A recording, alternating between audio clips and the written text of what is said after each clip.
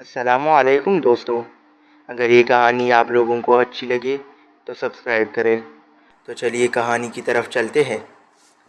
اس دوران حضرت سعد بن ابی وقاص رضی اللہ تعالیٰ عنہ کی بیوی سلمہ ادھر آئیں تو حضرت ابو معجن رضی اللہ تعالیٰ عنہ ان کے سامنے گڑ گڑا کر بولے، اے سپہ سالار کی بیوی، میری بھیڑیا کھول دے تاکہ میں وہ فرض پورا کر سکوں جس کے لیے میں یہاں آیا ہوں۔ میری بی بسی، میری ساتھی داد شجاعت دے رہی ہیں اور میں یہاں بیڑیوں میں جھگڑا پڑا ہوں۔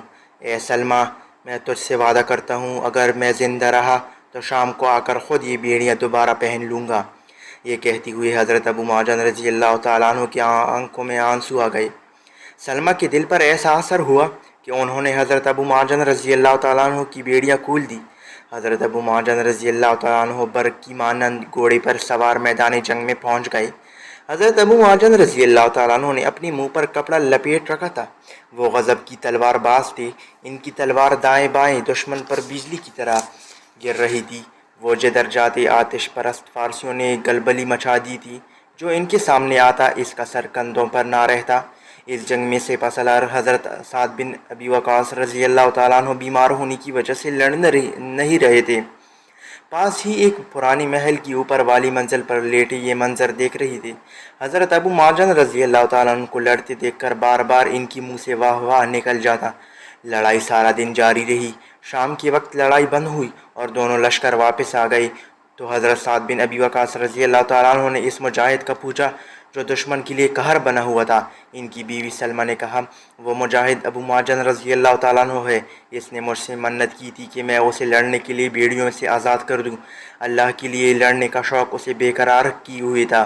میں نے آپ کی اجازت کے بغیر ان کی بیڑیاں کھول دی، مگر اب وہ واپس آ کر اپنی بیڑیاں دوبارہ پہن چکا ہے۔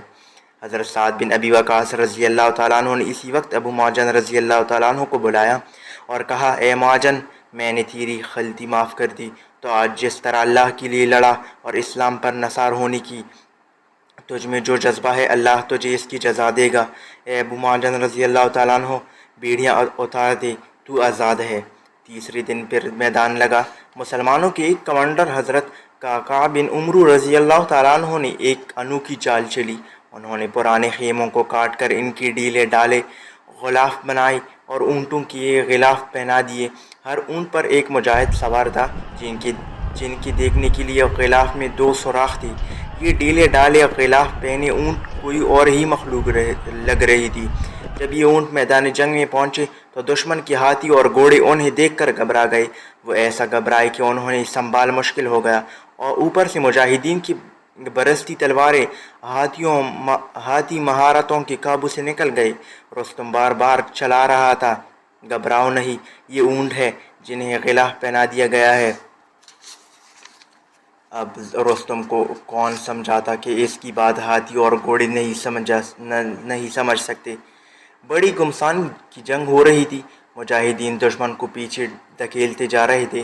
غلافوں والی اونٹ میدان جنگ سے باہر لے جا چکے تھے۔ مجاہدین کی گھوڑے بھی انہیں دیکھ کر گھبرا جاتے۔ فارسی فوج ہاتھیوں کو پھر میدان میں لے آئی۔ ان کے آگے ایک بڑا ہاتھی تھا جس کا رنگ سفید تھا۔ یہ ہاتھی وحشیانہ انداز میں چنگھاڑتا آیا اور قیامت برپا کر دی۔ 2 مجاہد حضرت قعقاع بن عمرو رضی اللہ تعالیٰ عنہ اور حضرت عاصم رضی اللہ تعالیٰ عنہ پرچھائیاں لے کر آئی۔ وہ پیدل تھے۔ دونوں نے طاق کر ہاتھی کی دونوں آنکھوں میں برچیاں اتار دی۔ ہاتھی کی چنگاڑ سے میدان جنگ گونج اٹھا۔ اس نے درد سے بےتاب ہو کر سونڈ لہرائی۔ تب حضرت قعقاع بن عمرو رضی اللہ تعالیٰ عنہ نے بے مثال جرأت سے آگے بڑھ کر ہاتھی کی سونڈ کو صاف کاٹ دیا۔ ہاتھی چیختا چمکا کر میدان جنگ سے بھاگتا کھڑا ہوا۔ باقی ہاتھی بھی اس کے پیچھے بھاگے نکلے۔ یوں مسلمانوں نے ایک بار پھر ان سے چلتے پھرتے کالے پہاڑوں کو سر کر لیا تھا۔ اس دن پھر سورج غروب ہونے تک لڑائی جاری رہی۔ پھر فوجیں واپس آ گئی۔ جنگ کا 4تھا روز آ گیا۔ مسلمانوں نے فارسیوں کو بے تحاشا کاٹا تھا، مگر اب بھی ان کی تعداد بہت تھی۔ مسلمانوں نے طے کر لیا تھا کہ آج جنگ کا فیصلہ کر ہی رہیں گے۔ वो शाहीनों की तरह दुश्मन पर चपट रहे थे। फिर अचानक आंधी आ गई। ये बड़ी ही तेज आंधी थी। इस आंधी में रुस्तम का महल नुमा खेमा भी उड़ गया। मैं जाकर गिरा। एक आंधी वो थी जो गर्दो गुबार की जगड़ ला रही थी, और दूसरी आंधी मुजाहिदीन इस्लाम थे जो फारसियों की गर्दनें उड़ा जाती। मुजाहिदीन जान तोड़ कर लड़ रहे थे। आंधी का रुख ऐसा था कि वो फारसियों के खिलाफ थी और मुजाहिदीन इसका भरपूर फायदा उठा रहे थे। फारसी फौज पीछे हटने लगी। पीछे दरिया था।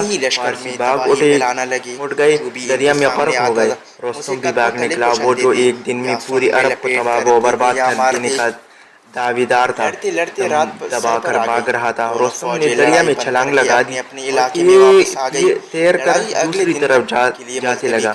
एक मुजाहिद ने रुस्तम को देख लिया। ये 6000 का लश्कर था जो शाम वो रुस्तम के पीछे दरिया में कूद गया। रुस्तम को टांग से पकड़कर घसीटकर किनारे पर लाया और तलवार निकाली। रुस्तम गिड़गिड़ाया, ए अरबी, मुझे छोड़ दे, तू जितनी दौलत चाहेगा मैं तुझे दे दूंगा। खुदा की कुदरत देखिए, वो रुस्तम जिसकी बहादुरी की दास्तानी पूरी फारस में माई अपनी बच्चों को सुनाती थी, जिसने कभी शिकस्त का सामना नहीं किया था, वो आज अल्लाह के एक बंदे के आगे गिड़गिड़ा रहा था। वो मुजाहिद रुस्तम की बात सुनकर हंसा और बोला, ए रुस्तम, मुझे दौलत नहीं चाहिए, जो चीज़ मुझे चाहिए वो मैं खुद ले लूंगा। ये कहकर इस मुजाहिद ने एक ही वार से रुस्तम का सर तन से जुदा कर दिया। फिर इस मुजाहिद ने पुकार कर कहा, मैंने रुस्तम को कत्ल कर दिया है। ये खबर जिस मुजाहिद ने सुनी, इसका हौसला बुलंद हो गया और जिस फारसी की कानों में पड़ी वो दिल छोड़ गया। बाकी हुई थी 30,000 फारसी तो दरिया में गर्क हो गए। कदसिया की जंग में मुजाहिदीन ने दुश्मन पर फतह हासिल कर ली और ऐसा कारनामा सर अंजाम दिया था तारीख जिसकी मिसाल देने से अपनी कासिर है। मुसलमानों ने प्यारे नबी हजरत मोहम्मद सल्लल्लाहु अलैहि वसल्लम की पेशगोई पूरी कर दी। फारस टुकड़े टुकड़े होकर बिखर जाएगा। इस जंग के बाद फारसियों से मुसलमानों की और मार की हुई मुजाहिद ने फारसी अफवाज को शिकस्त देकर पूरी फारस पर इस्लामी परचम लहरा दिया। अल्लाहु अकबर।